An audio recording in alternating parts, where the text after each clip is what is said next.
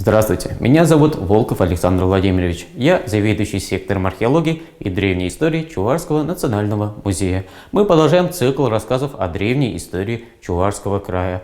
Сегодня наш разговор пойдет о раннем железном веке истории Чувашии. Ранний железный век начинается около 3000 лет тому назад, когда люди в болотах обнаружили железную руду и начали изготовлять железные предметы, что коренным образом изменило жизнь и быт древних людей. Люди начали использовать железо для изготовления орудий труда и охоты. Конечно же, они делали железные наконечники стрел, копий, ножи, крючки, серпы. Но кроме этого, люди начали использовать железный плуг, что значительно расширило их пашни, а соответственно увеличило их урожай. А урожай в то время был большим богатством.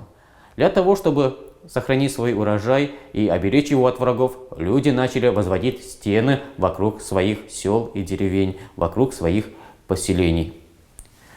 И появился новый вид археологических памятников, так называемые городища. То есть это укрепленные поселения. Но это не значит, что люди перестали использовать камень, глину или бронзу. Из бронзы делали украшения, из глины делали грузила для рыболовных сетей, а из камней делали различные строительные предметы. На этих городищах проживали древние финно-угорские племена, предки современных марийцев и мордвы. Эти племена верили, что наш мир произошел от утки, и поэтому на своих одеждах они носили украшения в виде уточек.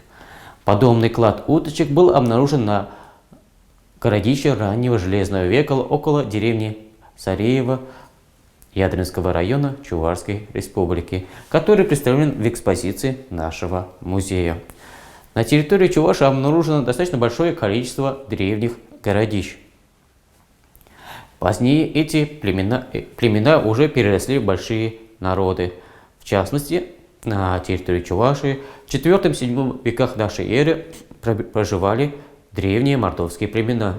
И был обнаружен древний археологический памятник их культуры, который был обнаружен около деревни Иваньково Ядринского района Чувашской республики.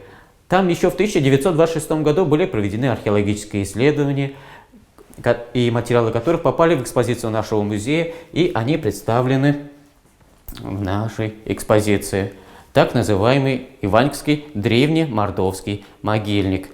Среди этих погребений этого могильника выделяется погребение номер 10, так называемая Иваньковская принцесса. Это древнее захоронение женщины, в погребении которой было обнаружено очень большое количество украшений. Представленные здесь бусины все из этого погребения. Но вещей было 10 раз больше. Действительно была древняя принцесса. В экспозиции нашего музея представлена реконструкция жилища из Сарейского городища. Посмотрев на эту витрину, можно сказать о том, что древние люди занимались охотой, рыболовством и земледелием. Это была краткая история раннего железного века Чувашии. На этом мы с вами прощаемся. В дальнейшем мы будем рассказывать о уже более поздних периодах истории нашего края.